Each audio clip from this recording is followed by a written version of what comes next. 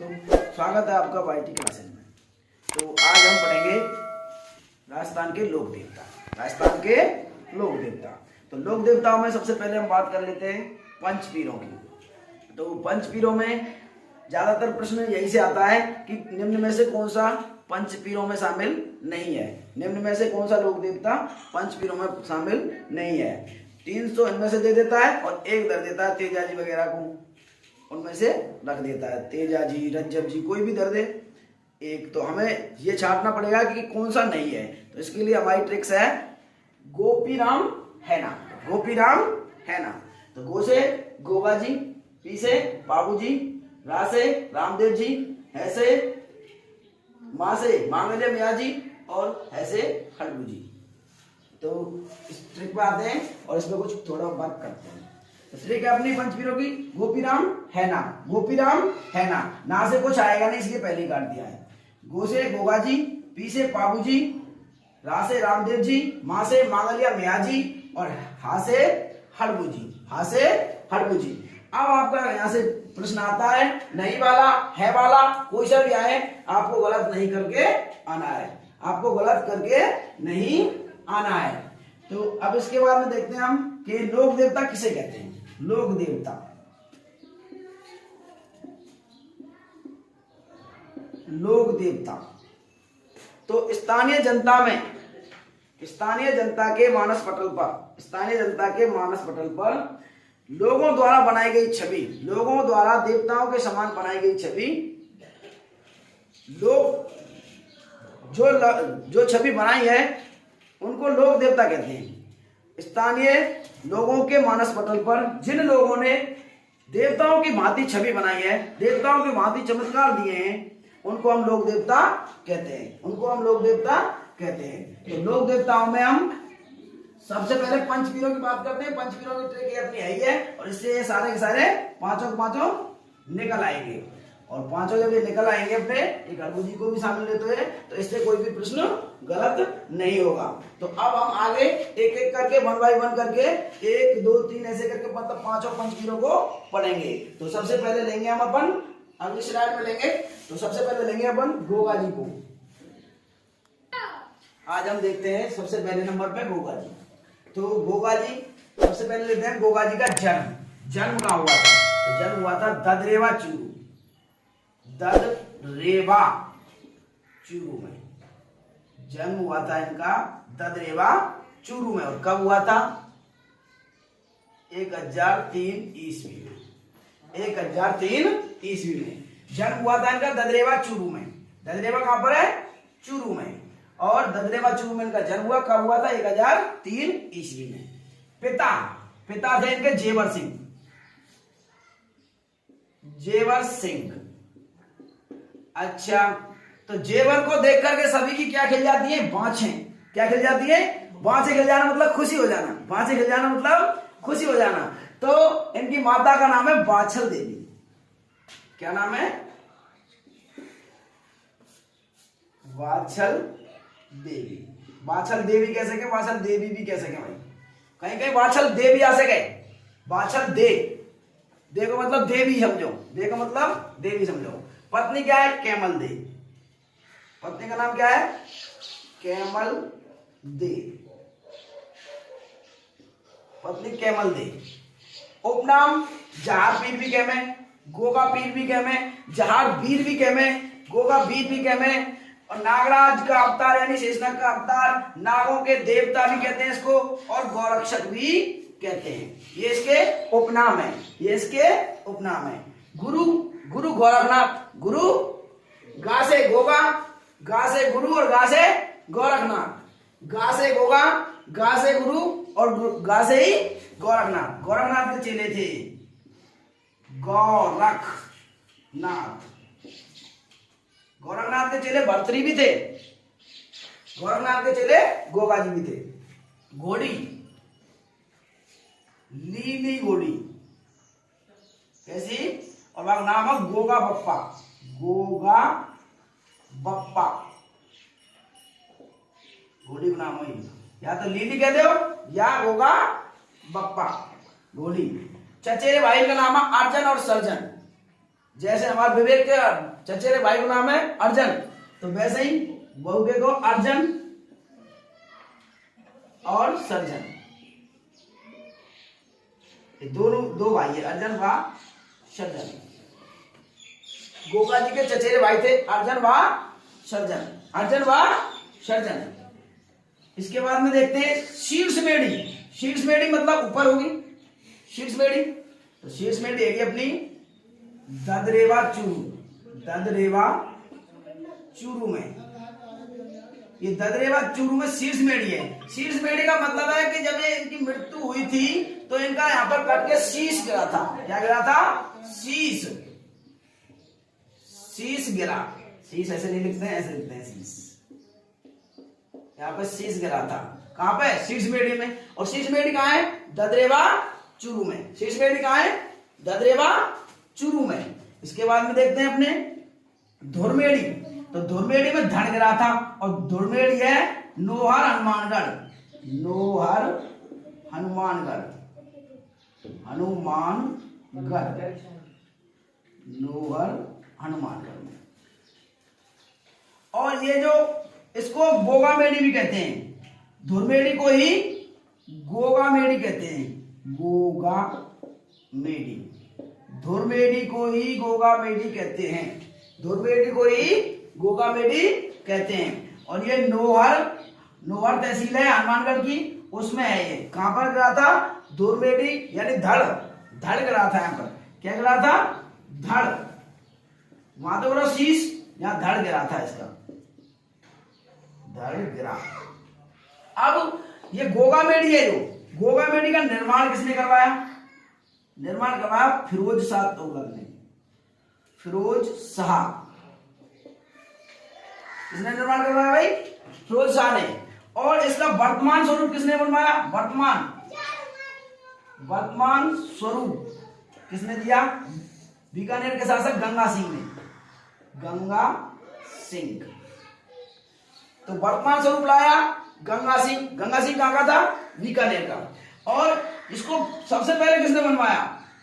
सबसे पहले बनवाया फिरोज शाह तुगलक, फिरोज शाह ने बनवाया।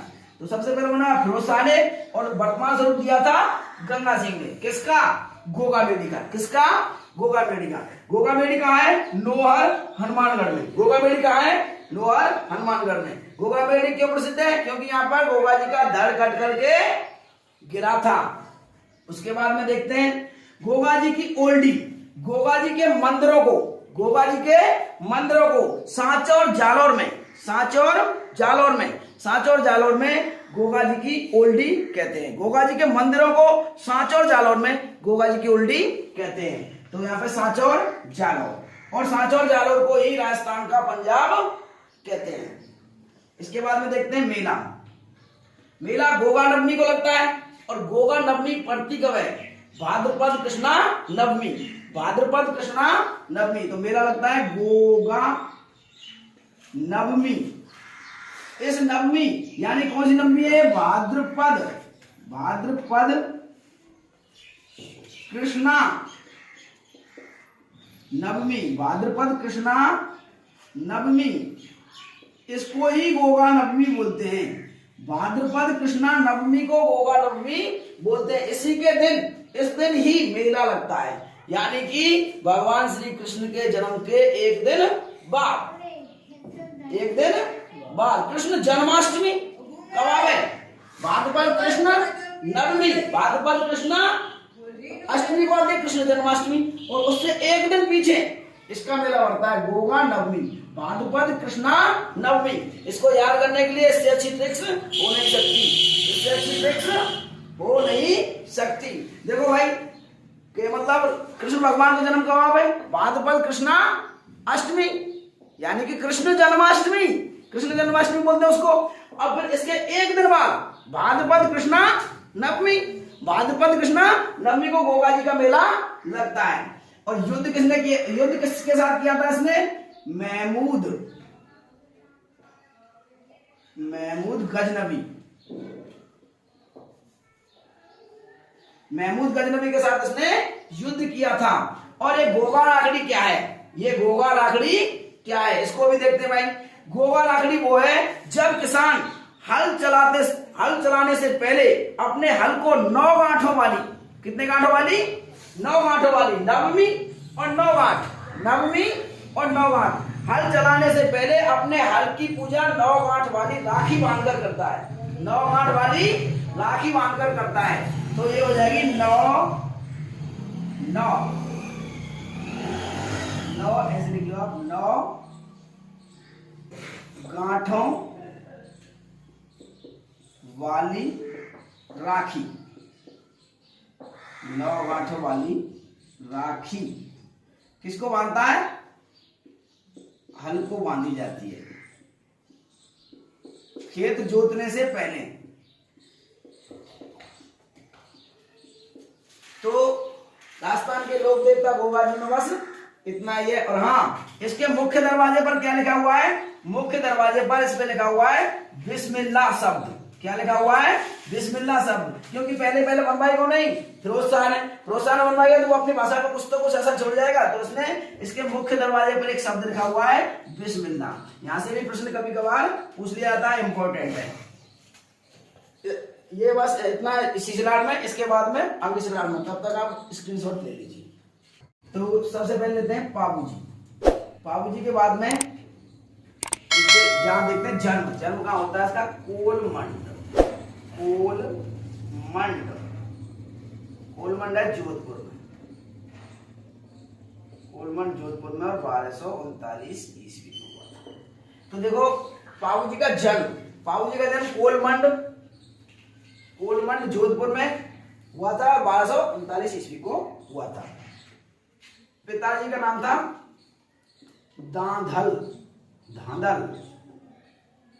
दांधल देव राजपूत।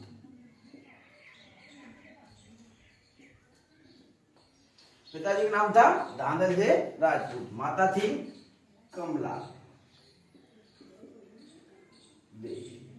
कमला देवी। पत्नी थी फूलम देवी।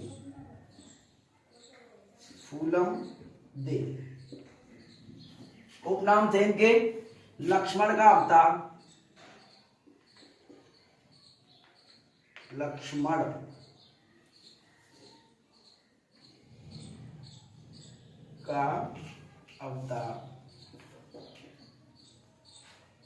ऊंटों के देवता,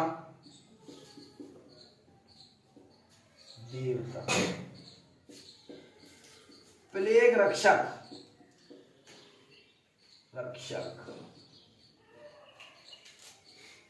और चेचक की बीमारी की देवी कौन सी थी? चेचक की बीमारी की महामाया, महामाई बोलते थे उसको, महामाई। चेचक की बीमारी की देवी शीतला माता, तो सेटल माता भी कहते थे उसको। तो देखो यहाँ प्लेग का रक्षक कौन है? पाबूजी। प्लेग का रक्षक पाबूजी। ऊंटों का अवतार, लक्ष्मण का अवतार, ऊंटों का देवता और प्लेग रक्षक और गौरक्षक तो इनमें लगभग सब में से नहीं है। गौरक्षक, ऊंटों के देवता। तो ऊंटों के देवता हैं, तो इनके ऊंट पालने वाली जाति को हम कहते हैं रैवारी जाति। ऊंट पालने वाली जाति को क्या कहते हैं? रैवारी। जो ऊंटों को पालते हैं उनको रैवारी जाति कहते हैं। तो ये रैवारी जाति के इष्टदेव होंगे कि नहीं होंगे? जब ऊंटों के देवता है तो ये रैवारी जाति के इष्टदेव भी होंगे। पहले एक रक्षक है और गौरक्षक भी है। तो ये हुए सारे। और इनके अब यहाँ पे आ जाते हैं हम गुरु। इसमें घोड़ी का नाम लेते हैं केसर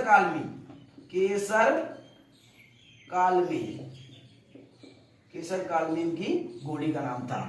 प्रतीक चिन्ह क्या है इनका? भाला लिए हुए अश्वरोही।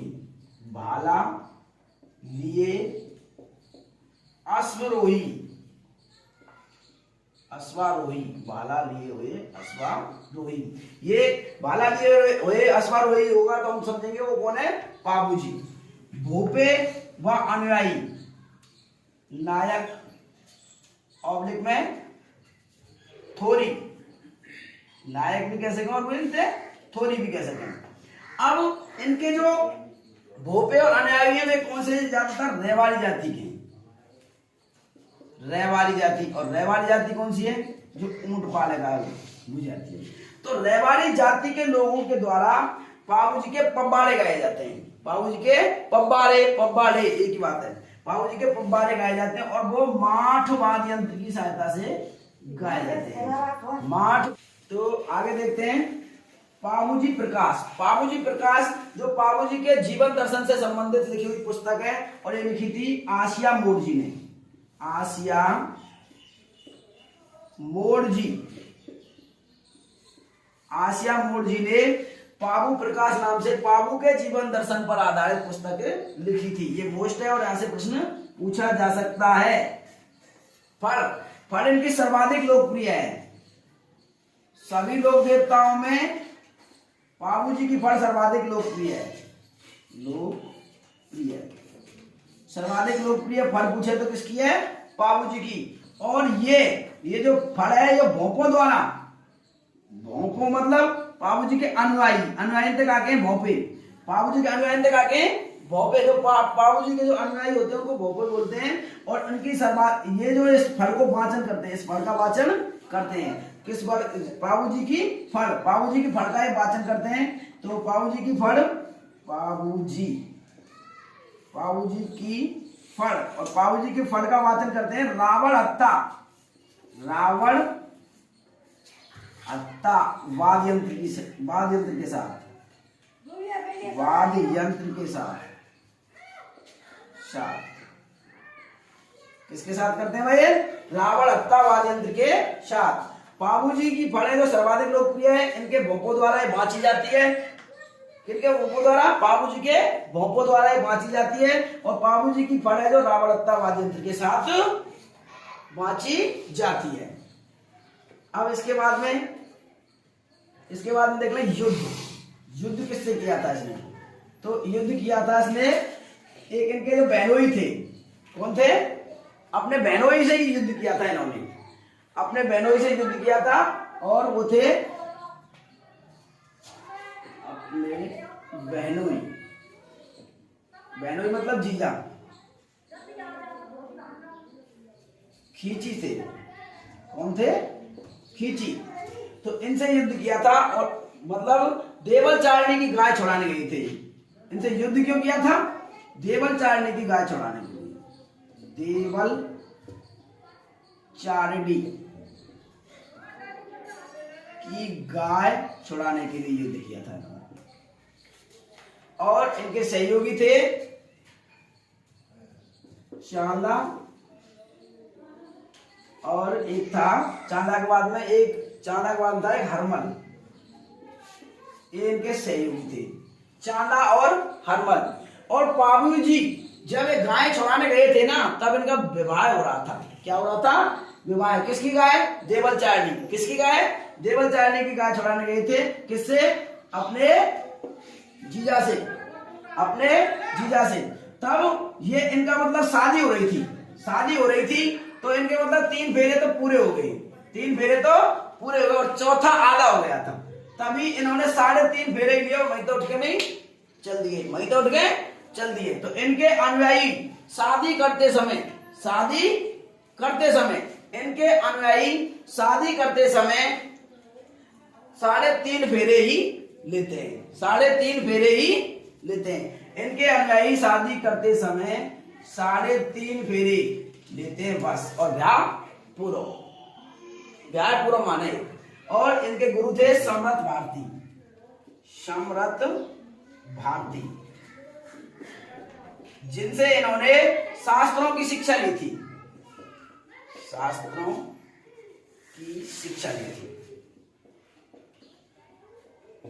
सम्रत भारती जी से। तो इस प्रकार ये बाबूजी का पूरा फैक्ट कंप्लीट हुआ। तो तब तक आप इसका एक स्क्रीनशॉट ले लीजिए। तो इसके मेले की बात करें तो हम चैत्र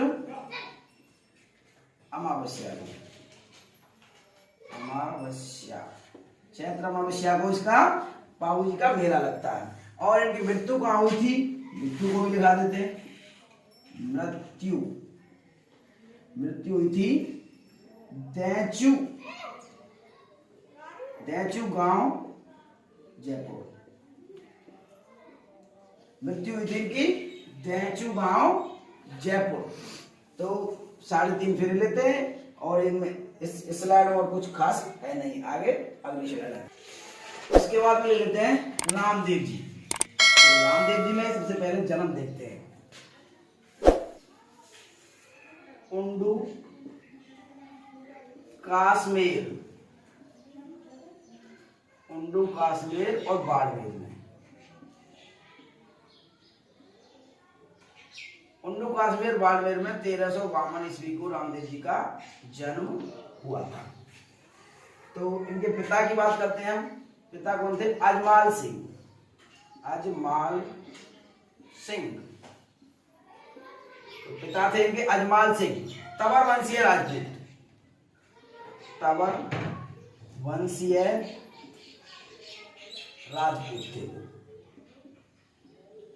इनके यहाँ इनका जन्म 1352 में उंडू कश्मीर बाड़मेर में हुआ था। माता मैणा दे, मैणा दे। तो माता का नाम है मैणा दे। रामदेव जी की माता का नाम मैणा दे। पत्नी नेतल दे, नेतल दे। पत्नी का नाम है नेतल दे।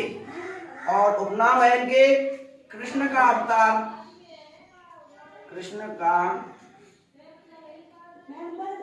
अवतार।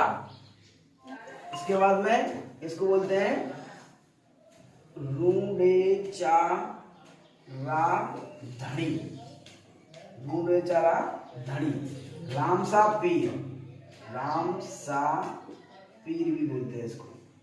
इसके बाद में इसको बोलते हैं सांप्रदायिक सद्भावना का देवता, सांप्रदायिक सद्भाव का देवता। ये इसके उपनाम हुए। कृष्ण का अवतार, रूडेचारा धनी, रामसा पीर।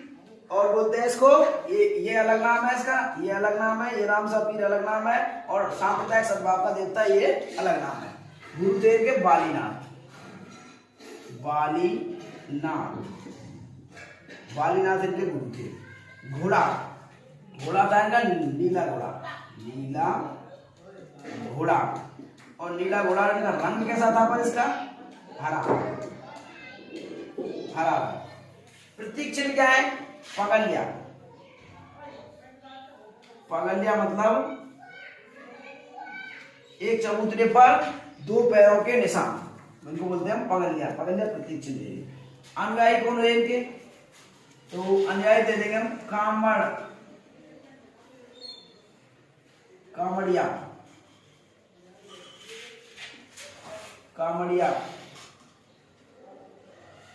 कामड़िया इनके अनुयायी हुए, कामड़िया। और इनका पर्चा, पर्चा क्या होता है इनके? चमत्कार, चमत्कार उनको इनके पर्चा बोलते हैं, चमत्कार। रामदेव जी जो चमत्कार करते थे उनको हम पर्चा या पर्चे बोलते हैं। रात्रि जागरण को बोलते हैं जम्मा या जम्मो या जामो। ये इनके रात्रि जागरण होते हैं। और इनके जातरू किनको बोलते हैं? पैदल यात्री को, पैदल यात्रियों को जातरू बोला जाता है।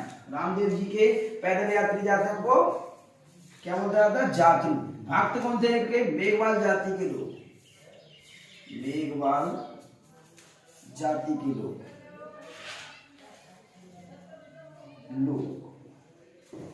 और मेघवाल जाति के लोग भक्त थे। इनको हम क्या बोलते हैं? रिखिया या रिखिया, रिखिया या रिखिया बोलते हैं। मेला कब लगता है? भाद्रपद शुक्ला द्वितीया से शुरू होता है, एकादशी तक लगता है। एकादशी मतलब 11। भाद्रपद शुक्ला द्वितीया से एकादशी तक लगता है। इनकी बहन 2 प्रकार की इनकी। एक तो थी धर्म की बहन, धर्म की, तो वो तो थी डाली बाई, डाली बाई। देखो याद करने की अच्छी ट्रिक्स बताऊंगा इसमें। धर्म डी से शुरू हो रहा है और डाली भी डी से शुरू हो रही है। तो धर्म की बहन थी डाली बाई, और सगुना बाई, देखो सगी बहन सा से शुरू होती है, सगी बहन और धर्म की बहन, दो प्रकार की इसकी बहन थी, एक तो सगी बहन थी, एक धर्म। सगी सा से शुरू हो रहा था, सगुना भी सा से शुरू हो रहा है, और धर्म की बहन डी से शुरू हो रही है, तो डाली भी डी से शुरू हो रही है। और इसका एक भाई भी था, वो था भाई, इसका भाई वीरमदेव, भाई था वीरमदेव, एक इसका भाई भी था। इसके बाद में देख लेते हैं कि भैरव नाम के राक्षस का इन्होंने वध किया था रामदेव जी ने। और बाबेरी दूज क्या है, तो ये बाबेरी दूज है भाद्रपद शुक्ला द्वितीया, भाद्रपद शुक्ला द्वितीया को ही बाबेरी दूज कहते हैं, भाद्रपद शुक्ला द्वितीया को बाबेरी दूज कहते हैं। इन्होंने एक पंथ चला था, कांवड़िया पंथ, कांवड़िया पंथ। और कांवड़िया पंथ की महिलाएं, कांवड़िया पंथ की महिलाएं 13 ताली नृत्य करती हैं, 13 ताली नृत्य करती हैं। तो एक महिला है मांगी बाई प्रतापगढ़ की, मांगी बाई, और मांगी बाई प्रतापगढ़ की है, प्रतापगढ़। ये सर्वाधिक फेमस 13 ताली नृत्यांगना है, सर्वाधिक फेमस 13 ताली नृत्यांगना है। फिर इसके बाद में अंदर बात कर लेते हैं रामदेव जी। तो रामदेव जी एकमात्र कवि थे, इनकी एक प्रसिद्ध रचना है 24 वाणियां, 24 वाणियां इनका एक ग्रंथ है। ये रामदेव जी का एक कवि थे एकमात्र, और एक तवर वंशीय थे, तवर वंश के थे। और ये नेता क्या है, 5 रंगों की पताका, 5 रंगों की पताका। मैं स्वयं होकर आया हूं यहाँ पर रामदेव बाग, तो 5 रंगों की पताका यहाँ पर ले जाते हैं इनके जो भक्त लोग होते हैं। इनके समकालीन थे मल्लीनाथ, समकालीन थे मल्लीनाथ, और मौसेरे भाई थे इनके हरबूजी, मौसेरे भाई थे इनके हरबूजी। अगर हमारी वीडियो, अगर आपको हमारी मेहनत पसंद आ रही हो तो हमारे चैनल को लाइक करें, शेयर करें, सब्सक्राइब करें, और अधिक से अधिक लोगों को इस वीडियो को फॉरवर्ड करें, ताकि अन्य लोगों का भला भी आपके साथ साथ हो सके। धन्यवाद।